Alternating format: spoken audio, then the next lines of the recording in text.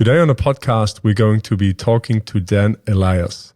Daniel is a highly experienced physiotherapist, having worked within the NHS, private practice, and within elite sport, with over 15 years clinical experience.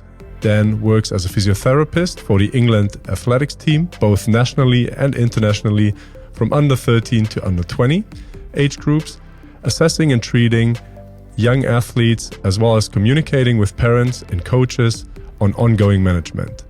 Dan is also the clinic director of the Youth Physiotherapy Clinic in Bath, treating 8 to 18-year-olds and working at Balance Performance Physiotherapy in London as a consultant youth physiotherapist. Alongside his clinical work, Dan has lectured within the youth athletic field, having presented on topics including overtraining in youth athlete, common injuries in the adolescent athlete, and knowing the norm in the youth sporty child.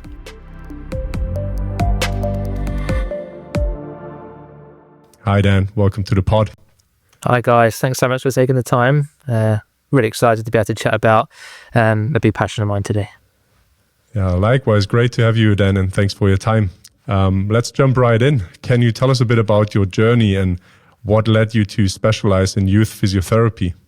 Yeah, of course. So I had a very athletic background when I was younger, loved all sports, eventually specialised into the decathlon when I was about 11 or 12 years of age.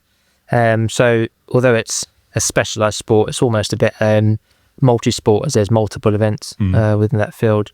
That was quite intense training, 6 days a week, but it was almost like a second family. So I was there, Monday through to Saturday or the day off in between. But the key thing, the memories I've got from it was just pure joy. Used to love competing, but used to love the training with my friends as well. And then university happened, and unfortunately it was a bit of a decision whether I kept on with the athletics or stopped. So I had to make a decision. So then I went on to did sport and exercise science in Hertfordshire, which was a good foundation for aspects of exercise prescription, physiology. And then I had a year out, and I worked in a stroke unit for a year. Again, a really valuable year, working with sort of a multidisciplinary team, and a really sort of different patient populations. And that was a good year. I think I grew up in that year. I know that sounds a bit cheesy, but I think being at university, but going out into the real workplace and working within a real team, I think that was good for me. I think it set me on a good path. Then I went and did my physiotherapy degree at St George's Medical School in London. Which was, it's because of my age, I think, but I'm forgetting how many years ago. It's about 15 now, so it's getting on quite a while ago that I graduated. And in 2018, I did my master's in sports injury rehab from Salford University.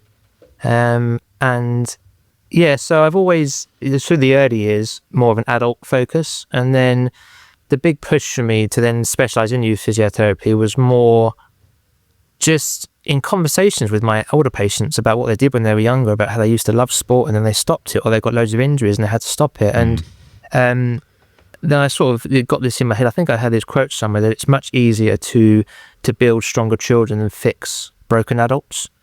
And then that developed into this real passion about really going to a deep dive about the differences in treating children versus adults. And then that slowly led me into creating my own clinic, which is purely specialised for 8 to 18-year-olds, as you said.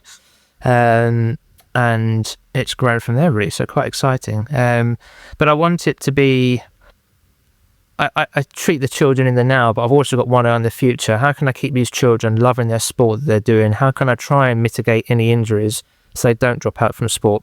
And how do they live a full life of, it doesn't have to be sport, it could be physical activity. And we know that pays dividends later on in life for so many health-related outcomes. So I feel that's the sharp end of the spear that I'd like to be part of. Yeah, I love that quote right there. We're going to put it in one of the snippets that we take for the podcast. Definitely. Dan, you're dealing now exclusively with young athletes. What would you say are some of the biggest misconceptions that people have about physiotherapy for young athletes? Yeah, that's a great question. I think it starts from the fact that the misconceptions that you can't treat a child like an adult. The assessment, the management, the communication, are completely different. So as an adult musculoskeletal assessment, you have to completely change that when you're treating a child. You're dealing with the child. You're also dealing with the parent in the room, maybe both parents. Sometimes the nan might come along. You've got the coach. You've just got multiple stakeholders. So you have to adapt your style of communication and the questions that you ask as well. So I think there's that misconception that you can just go and do the same assessment for an adult that you do for a child, and it is different as well.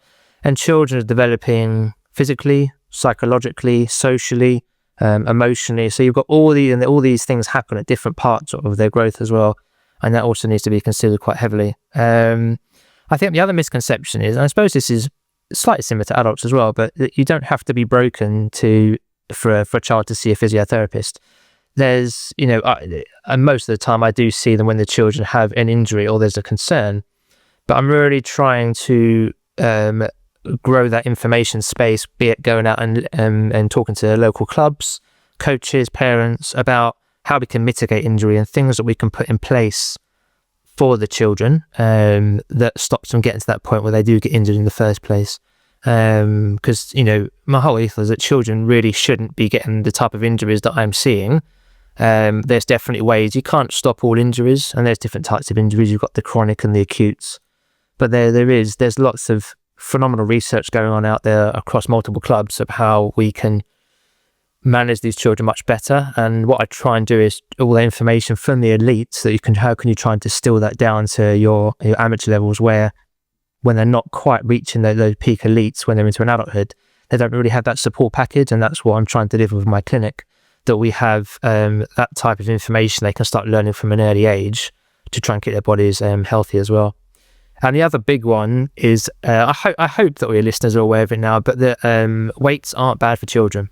So the historically weightlifting was bad. It would stunt growth and it would cause injuries, and it's just not true. We know that appropriate strength work at the right age, at the right emotional age and physical age of that child, maturational age, it's really, really important for bone health, lots of other physical outcomes. And done at the right time, it can sort of be one aspect of trying to mitigate injury. So that's one of the other big, probably not within physiotherapy, but maybe in the on social media or in the public, that weights are bad for children. So I do sometimes hear that, and it's just providing education. Yeah, I think you already answered my follow-up question. What differentiates treating athletes or young athletes from treating adults? So I'll have another question for you. I think in my experience, sometimes I feel it's really easy to connect with children, but sometimes really difficult. Do you have any special tip on how to connect with them in terms of communication? Special tips. I think it starts from the waiting room assessment. So when I go into the waiting room, I'll go to the child first. I'll get down to their level, and I'll make a big effort to make eye contact and shake their hand, because it's an alien world for them to become into. It's not a normal place. Like if they go to a doctor or someone else, you need to make that a more comfortable environment. So yeah, I greet them to them. Then I, as I'm going up to the clinic room, I'm asking about their day. I'm trying to interact. So how was your school day? And if I know them a bit more, how was that game that you played? If they've got a jumper on with something on, I'll go, oh, you like that? And just trying to develop that rapport with them at their level. Actually, in the clinic room, I'll always ask the patient to sit, or the child to sit on the chair, so I'm facing them, and I try as much as possible to maintain eye contact and body language, and I don't want them sitting behind me. I don't want to feel like I'm over the top, and try not to do too much typing, because that can distract from that communication as well. And then I generally start off my area assessment, but I'm like, I want the parent and the child to tell me the story. So I'll say, I want you guys to tag team it. I want you to tell me that, start wherever you want to start from and tell me the whole story. And then I just let them talk. I think quite often in healthcare, people try and interject. I just want them to tell me the story and let them talk. But I think, and also framing the right level of questions for them. So depending on the maturational age and the psychological age, some questions won't land with children. Sometimes the pain score, it's a really arbitrary score and difficult for a child maybe to understand. There's sort of other scales called the Wong-Bakker scale for slightly earlier kids, which more looks like pictures on on levels of pain. But I think it's adapting some of those questions that, it doesn't make sense. Sometimes adults struggle with it. So. Okay. Yeah. Hey, getting back to the clinical the questions again, I guess. Yeah. So obviously when you're seeing those young athletes, especially as they get to maybe more 11, 12, 13, that kind of age, they're starting to go through a major growth spurt. How do these growth spurts affect injury risk and recovery from those injuries, would you say? So it's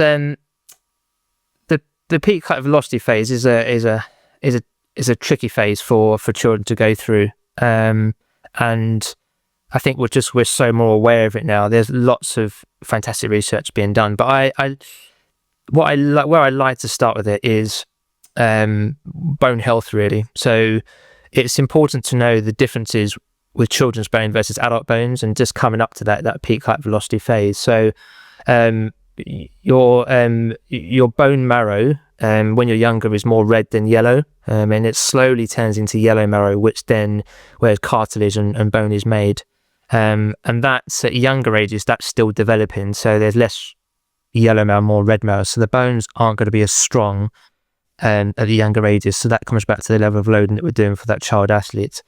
As they go through the peak height velocity, they can be growing up to 7 to 14 centimeters a year, so quite rapid growth.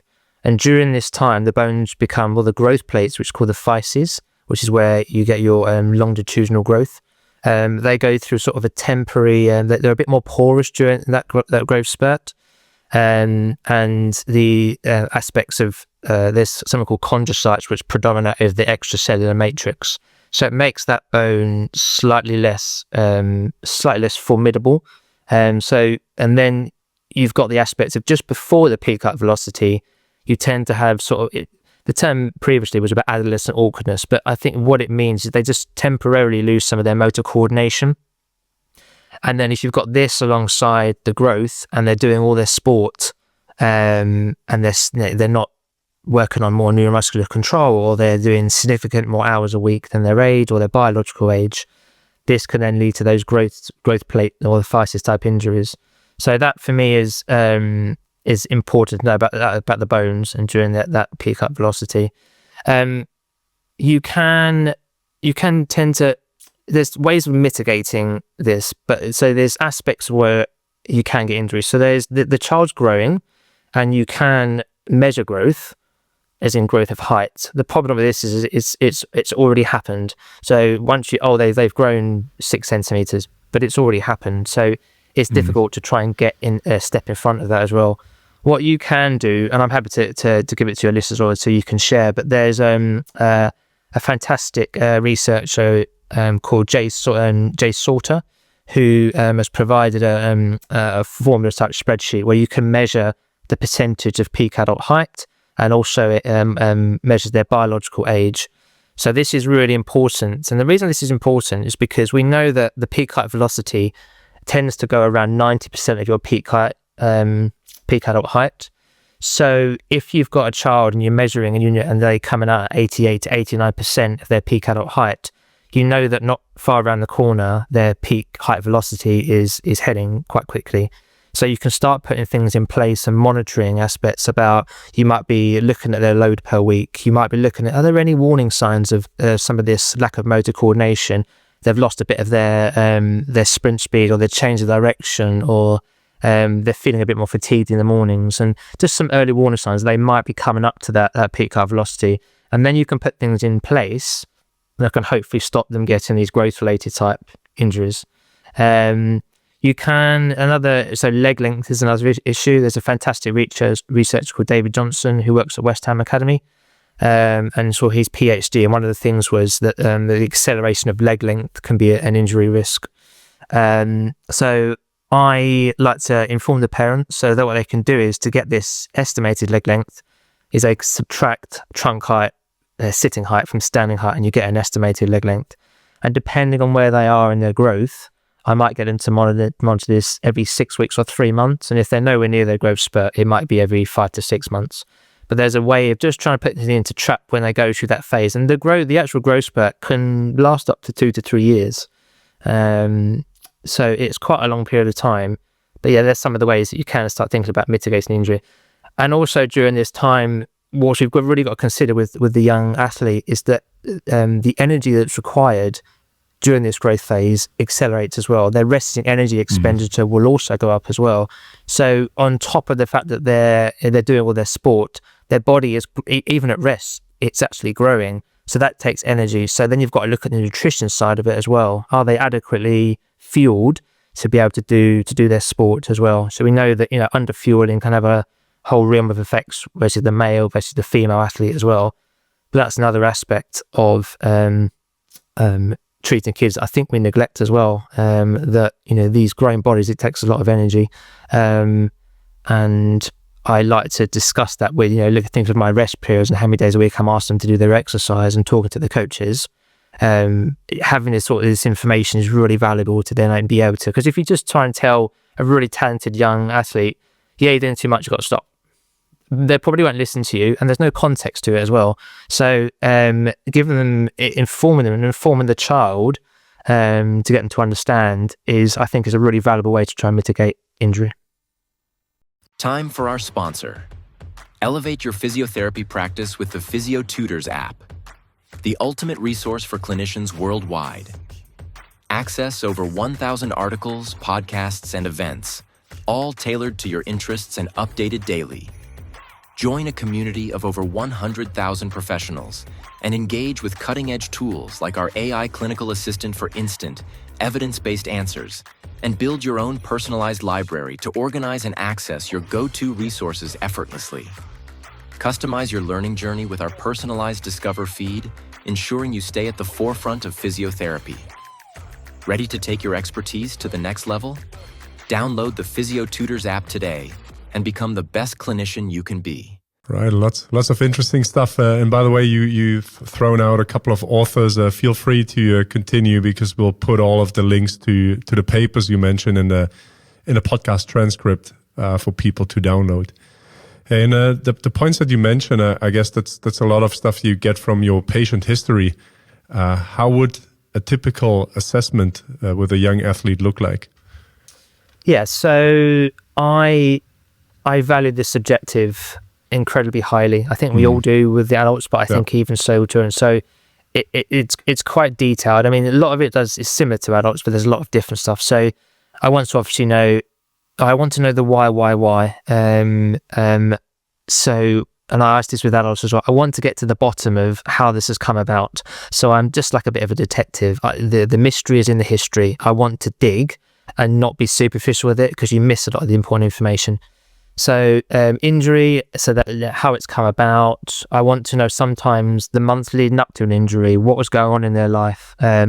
Was it during the summer holidays where they weren't doing as much sport and then they came back to school again, and all of a sudden they're doing loads and loads of sport, which is really common. So it's just trying to get an idea of what time of the year they've essentially suffered their injury. I want to know whether it's a mechanical presentation, whether there's anything inflammatory going on as well, whether there's anything red flags that I need to know about as well within that history. Some of them are similar from the point of view of, is there intermittent or chronic constant pain? Is there any night pain that's waking them up? And with children, it just might be some subtle things, like the behaviour might be changing. Mum and dad might notice that, you know, they're not as active or talkative, or just some screening of, this is not my specialist area, but just being aware of sometimes of developmental delay type or regressions.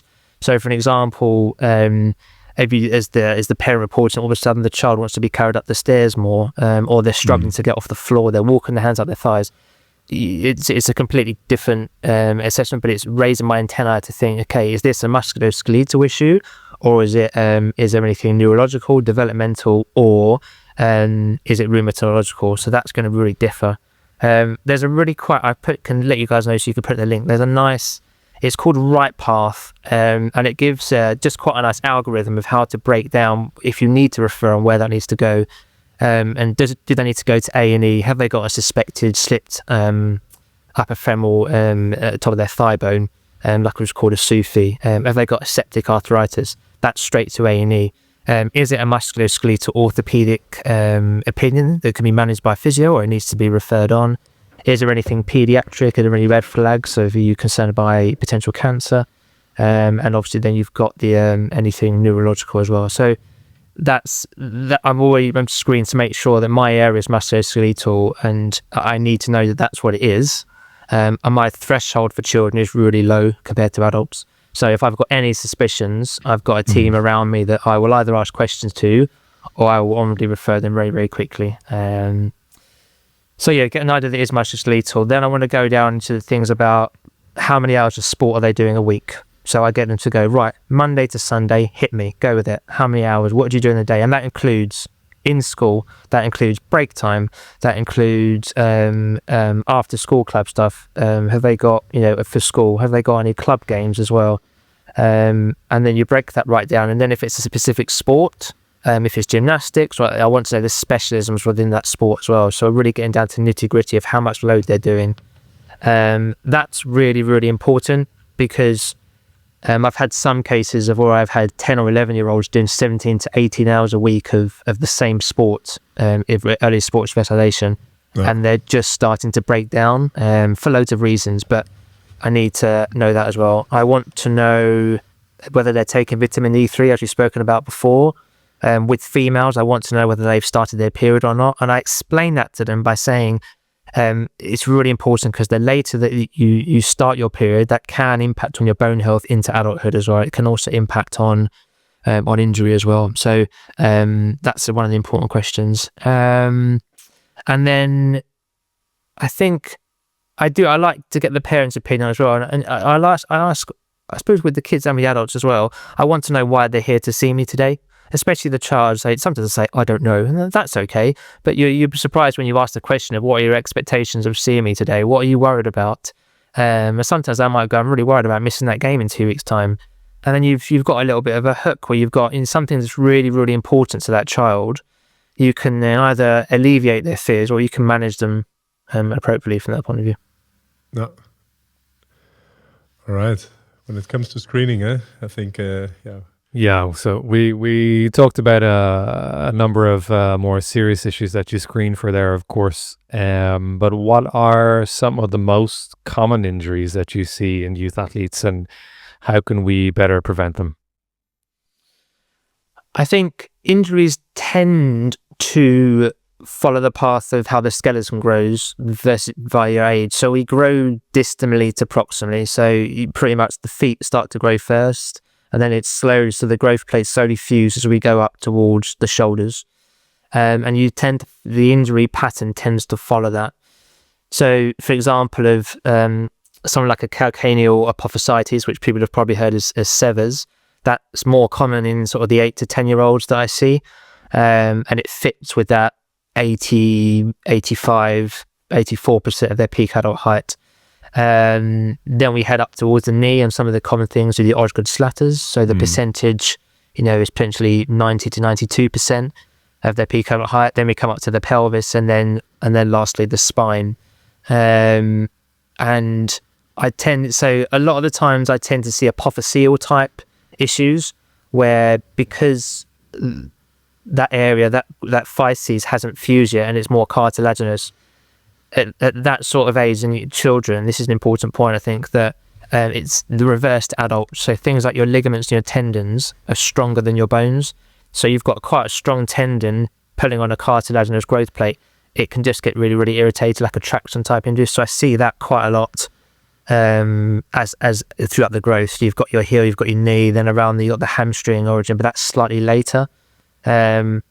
Then we go up to the spine. The common one I'm seeing quite a lot at the moment, lots of spondies, so basically injuries to the pars and articularicus.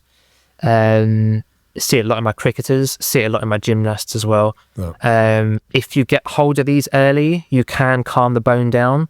But what I tend to see, because their natural history course is that the kids have pain, they rest, it goes away, they go back to sport again, it comes back again, they rest, it goes away, but they never have enough time, as in off from sport, to let the bone calm down. So I always tend to get them, and they're difficult conversations because a lot of these kids are incredibly sporty. And if it's a bone stress or it's a fracture, you're looking at 10 to 12 weeks of nothing, complete and almost complete rest, and that's really hard to tell a kid that you can't do that sort of stuff. So I like to try and get in there early with these. It just depends on when they present to me as well.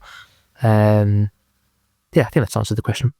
With the weaker bones and the stronger tendons, do you see many avulsion fractures, or is that not so common? I think they occur. I've always got on my radar. I wouldn't say I see a lot of them though. But if, for example, this is where the differentiation between an adult and a child. So if I treat lots of sprinters. So if I had a sprinter who was 15, 16 years of age and male, peak adult height around about 94, 95. I'm thinking of that age that, the ischium, the hamstring and so on to ischium, that's not quite fused into bone yet, unless they're an early maturer. But if they sprinted and they felt a pop and it was more proximal or mid, my immediate impression is not necessarily a muscle injury. I'm thinking of an apophyseal type injury, or are we talking about it's pulled away from the bone? So I think it's on my radar, but it has to fit the injury mechanism. So if, for example, they were going up the stairs, and it has to be that high velocity that I'd be looking for as well. We already touched a little bit on the topic of overtraining in youth athletes. So how can parents and coaches recognize the early signs of overtraining?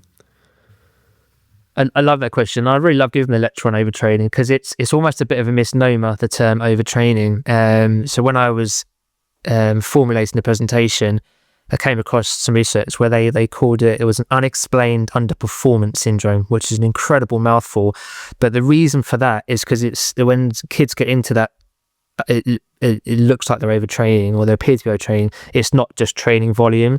There's loads of different types of aspects that can cause that overtraining.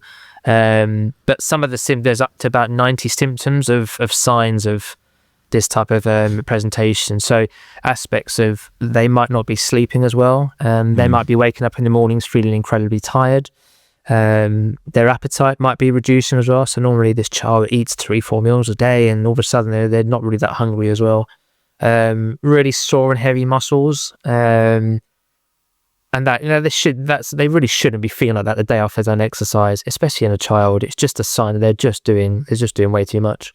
Bad mood, which is always a bit tricky in adolescents, because is it normal for them, or that's where you need to get a feel from the parents, or is it something that they're changing? Some psychological stuff as well, like they're lacking confidence, or they're not enjoying training, or they've got a bit of apathy to go to training. So there's a psychological as well as the physical side. But really interestingly, before there's the changes in the biochemical markers such as cortisol for someone that's the potentially overtraining, their psychological scales get worse. So I tend to really, really keep your ears open for ask those questions about, are you really enjoying your sport at the moment, or are you looking forward to that game on the weekend? And it's just give you some ideas that they've just lost the love of their sport, and that is a fast track to apathy and from pulling out from sport. And it's really quite common in females around about 11 to 12 years of age. There's a big drop off in girls doing sport at that age. And I truly believe that if we get things right just before that, and we develop the right mindset and the right training programs, and they maintain the love of their sport, I don't think they'll drop out as much as well.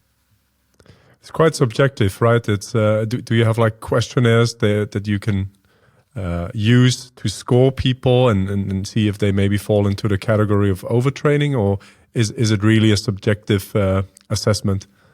I think there's the biochemical side of it as well, but I think there's the ethical side of, would you be going around taking bloods of children to see if they're overtraining or not? I don't think that sits right with me. I mean, maybe even in a research study, but a lot of the stuff on overtraining has been done in adults. I hope to read about this new stuff that's come out, but from when I last presented it.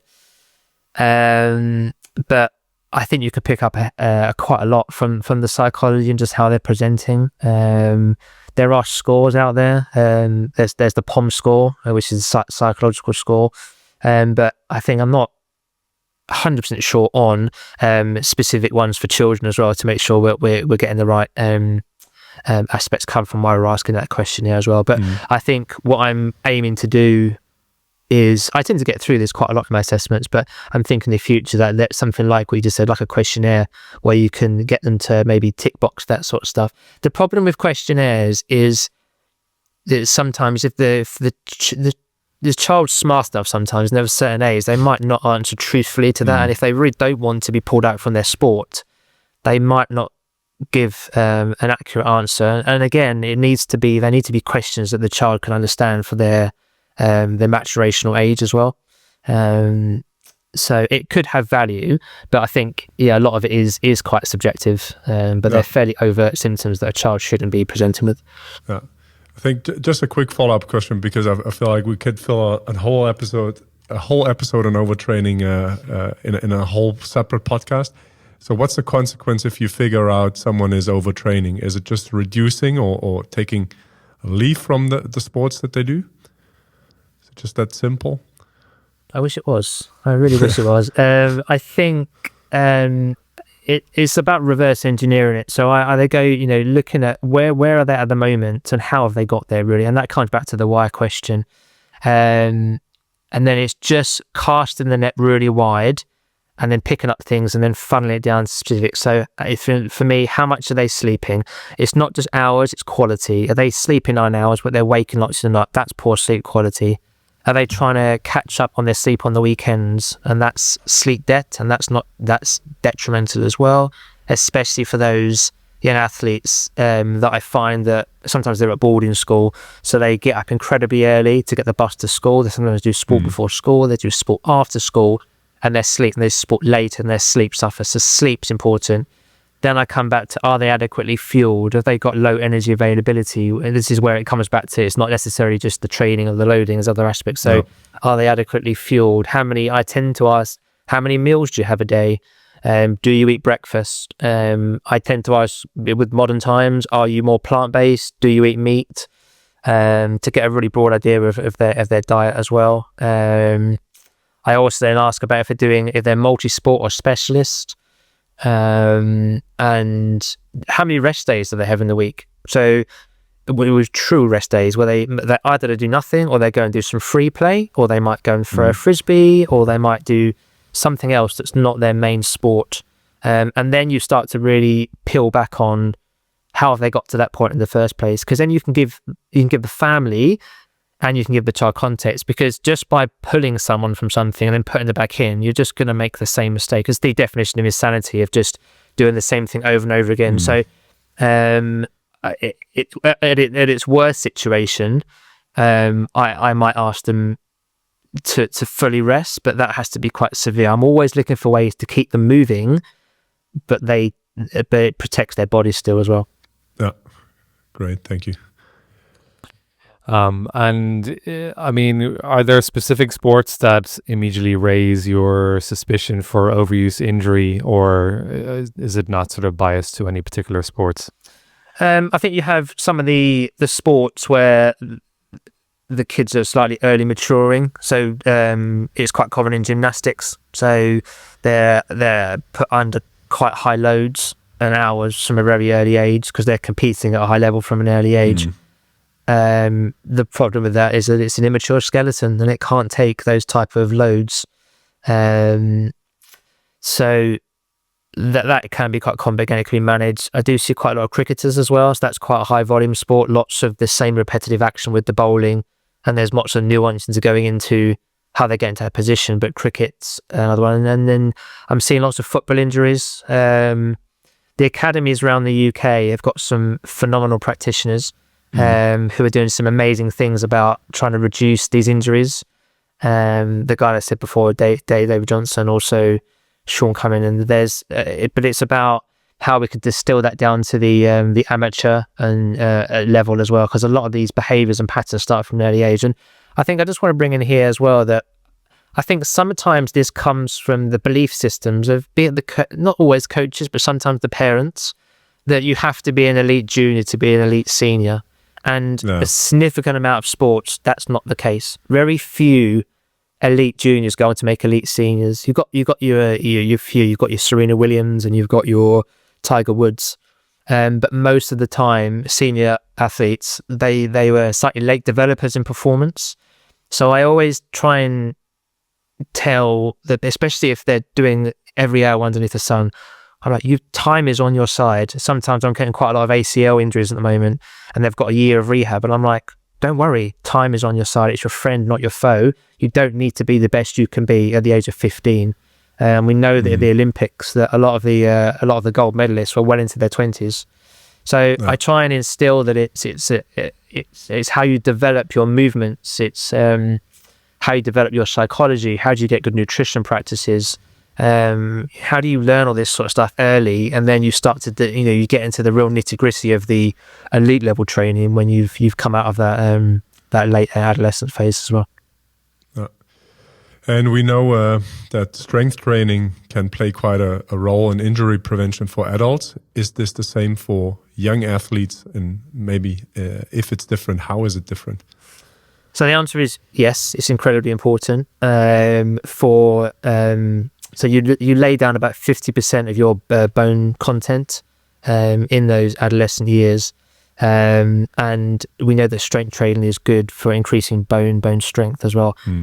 However, it has to be done appropriately. So for an example, to make it a little bit black and white, if you have a 10-year-old that has never been in a weight room before, has never worked on the fundamentals of movement, and you give them a bar and put some weights on it and just start doing squats, that for me is inappropriate, because you haven't developed them appropriately. So they have to be at the right developmental age physically and psychologically. So can they understand the instructions that you're giving them before they go for their peak height velocity, and they're slightly earlier? It's a bit of a fool's errand to be doing any type of hypertrophy training, because they haven't got the anabolic hormones to be able to make those gains. So that I wouldn't be doing that at that age. I'll develop on I call it their movement vocabulary. So, the more diverse that can be, the better sportsman they're going to be. But there is an aspect of having the ability to squat, to push, to pull, alongside developing other aspects of movement diversity. But at a young age, when it comes to strength, sometimes carrying a medicine ball, or you're trying to play tag, or you're trying to have a wrestle with your friend. I like to do the side plank wrestle. Pretty much, they're on the two kids facing each other, and they're trying to pull each other over. So you work on aspects of strength and control. It just depends on what you're talking about with regards to strength. So I think it has to be age appropriate, and it has to be part of a well balanced approach. Because you could injure a child, but I think that's down to the fact that you're not doing the right type of strength training at the right type of age. So it's about that long-term athlete development, that it's brought in at the right time. But as I said at the start, the idea that it stunts growth is archaic now. It just doesn't.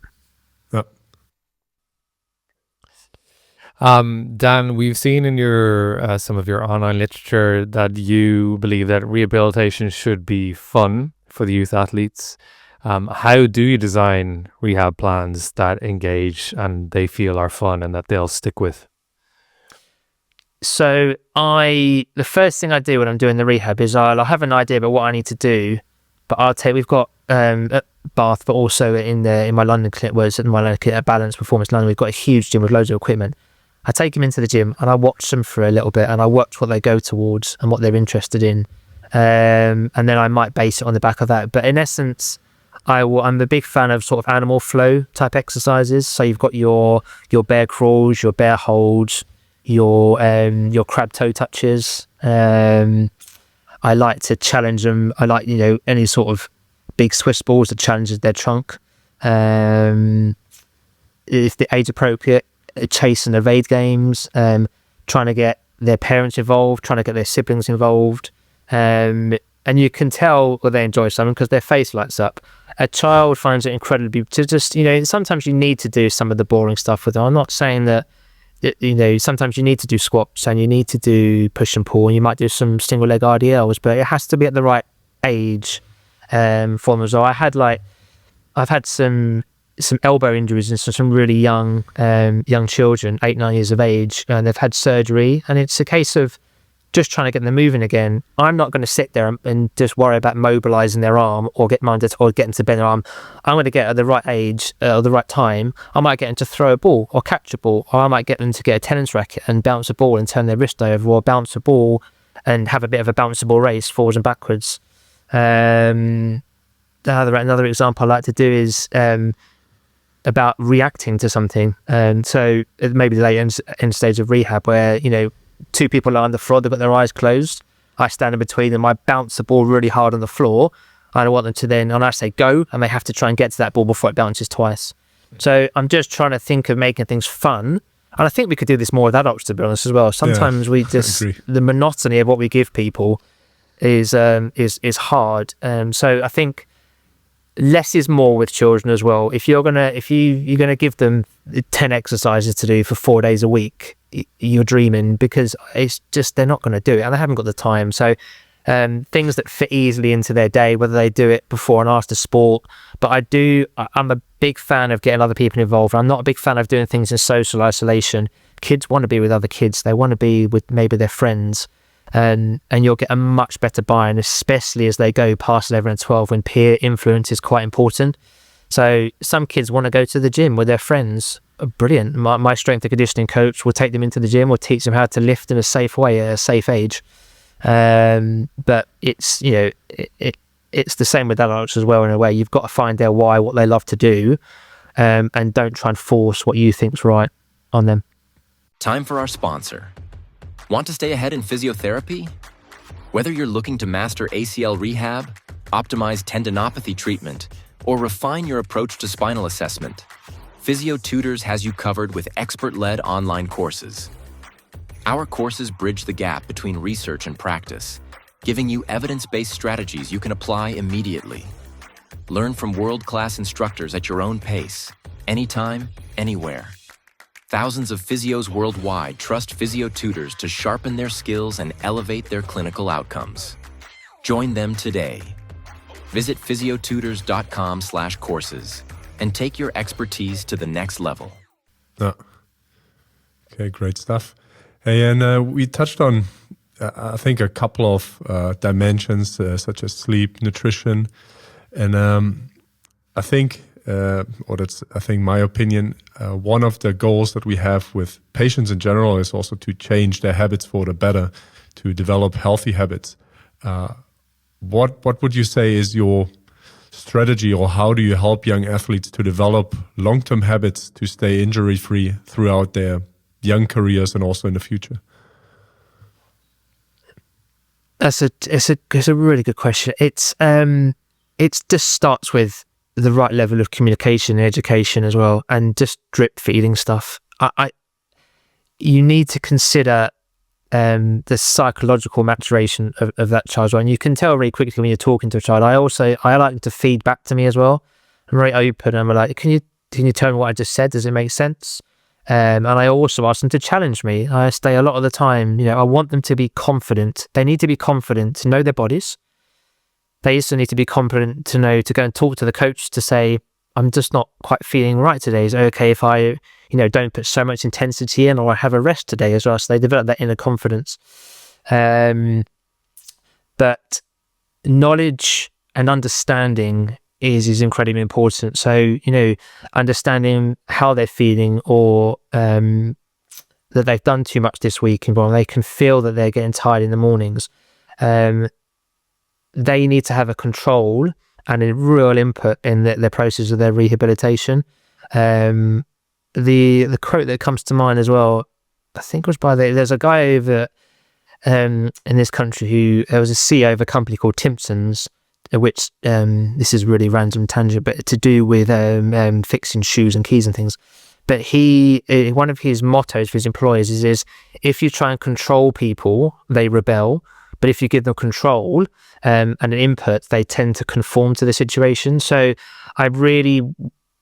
when some kids are really chatty and will talk for hours, some are really reserved. So it's just adapting your communication style. But I think giving them the room to ask questions is a good place to start, I think, because it just doesn't feel like you're telling them off, because it could feel like that. Imagine you went to a physio waiting room and all of a sudden someone was going, you need to stop this, you've done that wrong, you've done this wrong, they're not really going to listen. So I try and get them to ask me questions as much as possible as well. So a little bit of motivational interviewing style is a bit better with the kids, maybe. Yeah, and you get some cracking answers. Kids give cracking answers. So I think it makes it more fun. And I love treating adults, but there's something about kids can be absolutely hilarious as well.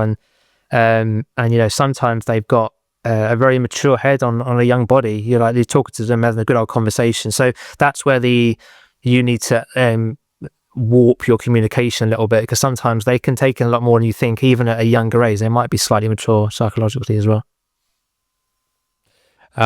You're obviously very good at communicating with all these young athletes that you're seeing. When they're trying to come back from an injury, what advice do you try and give them, both on the physical and the mental side?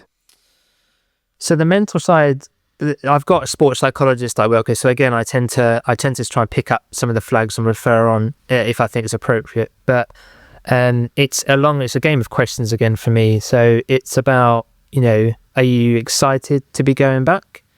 Are you worried about anything going back? Do you want to go back to what you were doing before as well? Again, it's about that, giving them the opportunity to take some control of the situation, as opposed to the parents. Not always, most of the time I find parents are really concerned for their children. They don't want to do the utmost best, but sometimes there's external pressures. So they got pressure from the parent. Have they got pressure from a coach? If they're doing really well at a young age, have they got sponsorship pressures?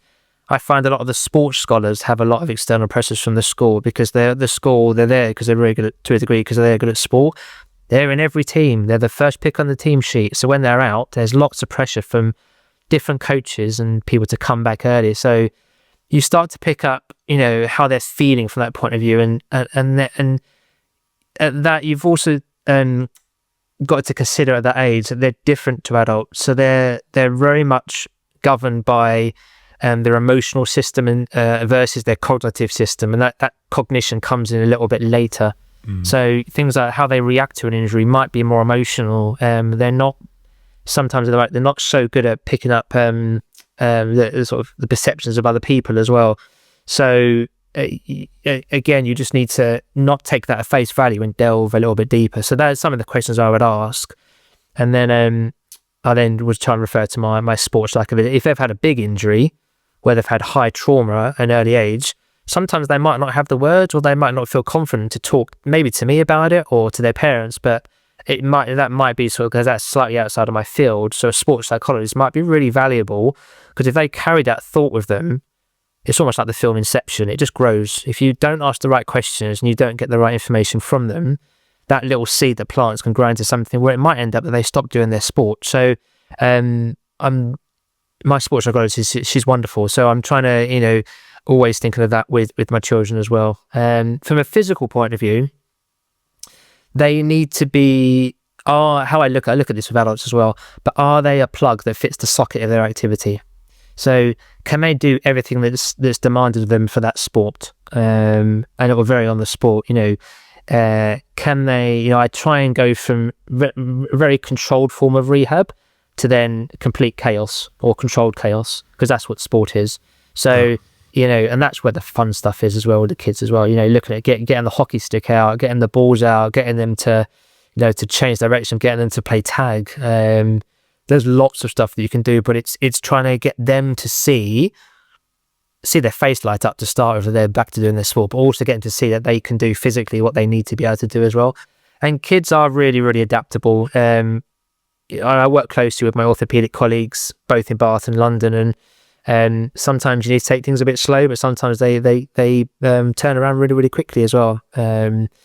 So yeah, it's that thing. They need to be able to do that sport and move that they need to be able to do as well. But an injury, another way of framing it is an injury as an opportunity. I never look at it as an injury as a bad situation, because I try and say that, let's get you out the other side of this better than when you came into it.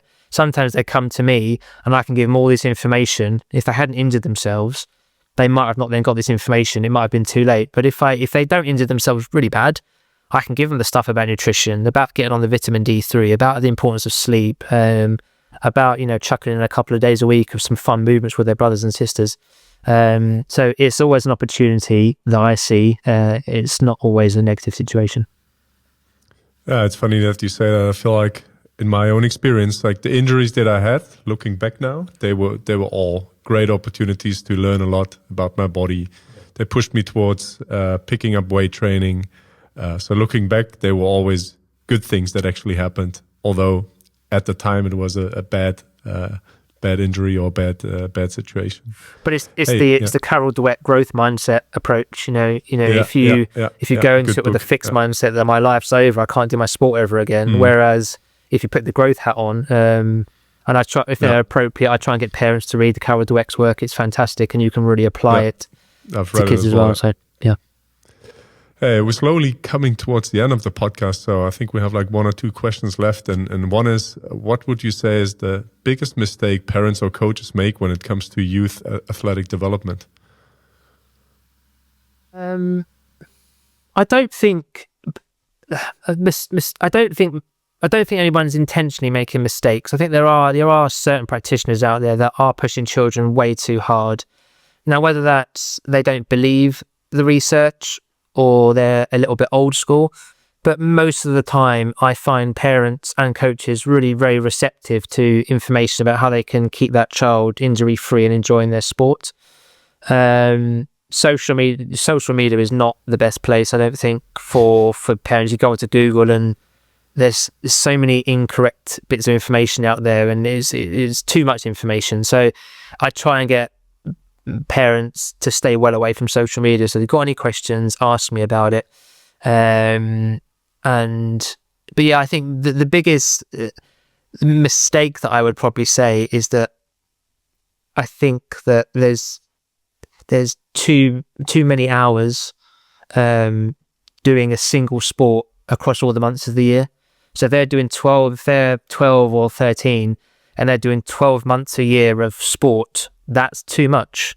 We know that we should only really do about 7 to 8 months, and there's a lot of push for like free play outside of that as well. So that physical literacy aspect where they can develop really a wide variety of movement, and that has a real impact on their movement and their performance. The people that come to mind, the 2 big hitters that were more diversified when the younger, was Roger Federer and Yannick Sinner. So they were both very much multi-sport. Yannick Sinner, I don't think, started taking tennis seriously until he was 19. So look at him now. I mean, a fantastic mover and tennis player. So it's not so much a mistake, but I think people, because they see all this, the money in the elite game, and they try and bring that down to the kids.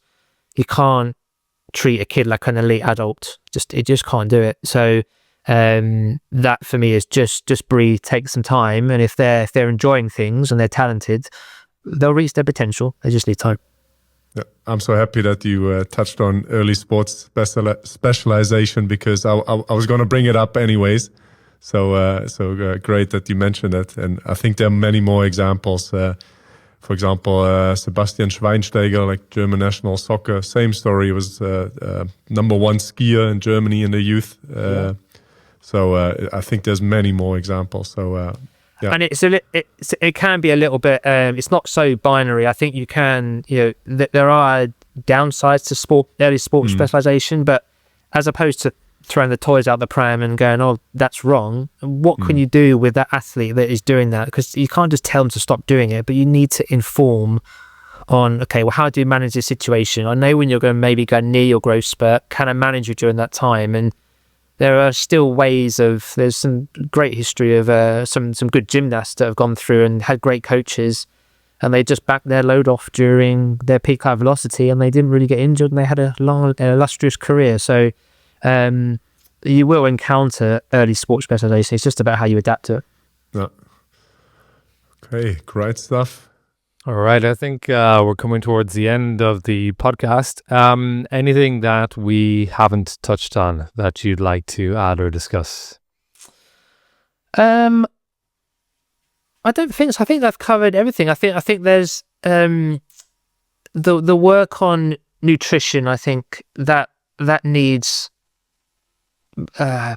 more attention to it. by clinicians within their professional boundaries. But my real gut feeling is that because sport is it's been done to such a high volume in these children, I think more so than ever now. And sport is an absolute wonderful medium for the physical, for the social. So it is good, but I just don't think that these children are adequately fueled to be doing this type of sport as well. So I think my big, which I work with a fantastic sport nutritionist as well, but how we can get in early with education on nutrition versus waiting for when they actually have a problem as well. So the earlier and we can teach them about a healthy, balanced diet. And it's all very individual with children and with adults as well, because your energy expenditures differ from a child that just walks to school every day to a child that does 16 hours of sport a week. Their energy input's going to be vastly different, and their requirements of nutrition will differ as well. So that balanced, healthy diet will go a long way into hopefully reducing the low energy availability and those REDS type symptoms. All right. Hey, and lastly, where can people find you if they want to reach out or learn more about you? So I am on Twitter, but I'm not massively active on Twitter, but my handle is @BelieveMoveGrow. I'm just in the midst of forming my website, so that's under construction, so that'll be done soon. But if you just if you go to Google and type in Youth Physiotherapy Clinic at Team Bath, my contact details will be on there, and then I can provide my email address if people are interested in knowing more. Okay, Dan, thank you so much for your time and for your insights. It was a pleasure to have you on the podcast. No worries, it was great fun. Okay, and to everyone out there, thanks a lot for listening to this episode, and to listen to this and other episodes in your own language, including German, French, Spanish, Italian, Portuguese, and Dutch. Download our new and free Physiotutors app, and additionally, you can access the transcript and infographic and also find more useful physio content. And as always, if you enjoyed this episode, hit the subscribe button or follow our podcast on Spotify or Apple Podcasts, and also consider leaving a review if you really enjoyed it. And with that being said, this was Kai And Steve for Physiotutors, and until next time, see you. Bye-bye.